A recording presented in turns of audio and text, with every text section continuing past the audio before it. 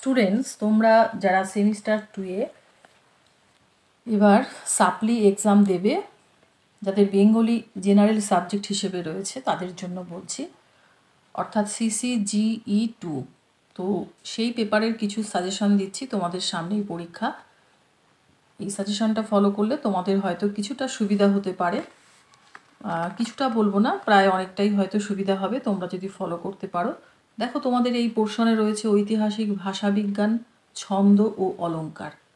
তো তোমরা নিশ্চয়ই জানো তোমাদের 10 মার্কস এবং 5 মার্কস আর 1 মার্কের SAQ আসবে পরীক্ষাতে। তো 10 মার্কসের যে কোশ্চেনগুলি আসবে তার মধ্যে দেখো, নাম্বার 1-এ রেখেছি আমি প্রাচীন ভারতীয় আর্য ভাষার সময়সীমা উল্লেখ করে এই ভাষা থেকে উদ্ভূত প্রাকৃতের স্তরগুলি রেখাচিত্রের সাহায্যে দেখাও।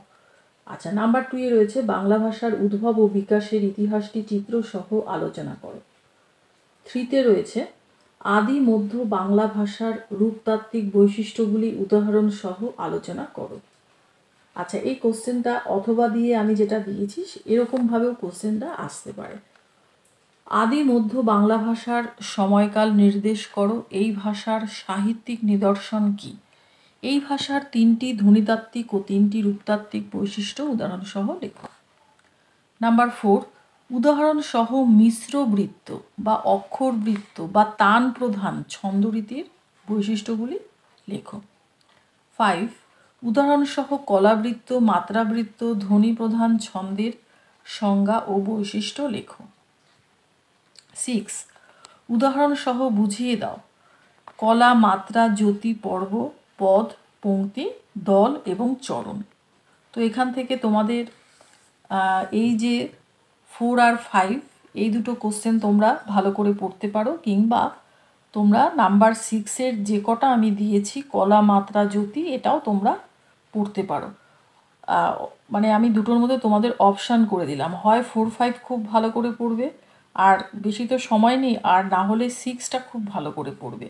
তো 6-এর মধ্যে দেখবে যেটার উপরে আমি রাইট দিয়ে দিয়েছি, অর্থাৎ কলা, মাত্রা, পদ, পংক্তি, এই 4টে বেশি ইম্পর্টেন্ট। এছাড়াও জ্যোতি, পর্ব, দল, চরণ এগুলি তোমাদের 2023-এ এসেছিল, কিন্তু এগুলো রিপিট করা হয়, অর্থাৎ এগুলো কিন্তু আসতেও পারে। যদি তোমরা অপশান দিয়ে পড়তে চাও, অর্থাৎ যদি 6-এরটা পড়ো তাহলে সবগুলোই পড়বে, বাদ দেবে না। আর যদি 6-এরটা না পড়ে 4, 5 পড়ো তাহলেও কোনো অসুবিধা নেই, 4 আর 5 দুটোই পড়তে হবে। দুটোর মধ্যে তোমরা যে কোনো একটা কোশ্চেন পেয়ে যাবে আশা করি। নাম্বার 7, অনুপ্রাস অলঙ্কার কাকে বলে? ইহা কয় প্রকার ও কী কী? উদাহরণসহ যে কোনো দুটি অনুপ্রাস অলঙ্কারের সংজ্ঞা দাও। নাম্বার 8, রূপক অলঙ্কার কাকে বলে? রূপক কয় প্রকার ও কী কী? যে কোনো দুটি রূপক অলঙ্কারের উদাহরণসহ সংজ্ঞা দাও। এবং এর সাথেও অপশন হিসেবে নাম্বার 9-এর কোশ্চেনটা রয়েছে, হয় তোমরা 7, 8 পড়বে ভালো করে, আর না হলে 9টা পুরোটাই পড়বে। উদাহরণসহ অলঙ্কারের সংজ্ঞা ও বৈশিষ্ট্য লেখো। যমক, শ্লেষ, পূর্ণপমা, ব্যাজস্তুতি, ছেকানুপ্রাস, উৎপ্রেক্ষা এবং ব্যতিরেক। আচ্ছা, এবার আমি আসছি 5 মার্কসের কোশ্চেনে। 5 মার্কসের নাম্বার 1-এ রয়েছে বৈদিক ভাষা ও সংস্কৃত ভাষার মধ্যে পার্থক্য কী? 2, মধ্য ভারতীয় আর্য ভাষার সময়সীমা উল্লেখ করে এই ভাষার 3টি বৈশিষ্ট্য লেখো। 3, শ্রীকৃষ্ণ কীর্তন কাব্যের বাক্য রীতিগত ও ছন্দ রীতিগত বৈশিষ্ট্যগুলি দৃষ্টান্ত সহ লেখো। 4, অপভ্রংশ ও অভর্থ স্তর কাকে বলে?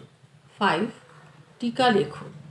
সাহিত্যিক প্রাকৃত, শ্লেষ, অমৃতাক্ষর ছন্দ, বাংলা ভাষার যুগ বিভাগ, জ্যোতি ও ছেদ, বক্রোক্তি, প্রাচীন বা প্রত্নমাত্রাবৃত্ত, মধ্য ভারতীয় আর্য ভাষার অপভ্রংশ স্তর।